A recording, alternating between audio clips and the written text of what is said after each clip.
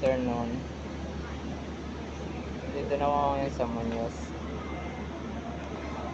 sa may Quezon City General Hospital. Magpapatingin ako nitong bukol ko sa leeg. Ngayon nakapila ako dito sa room 4. Ngayon naman naka-face mask ako. Bawal daw yung walang face mask eh.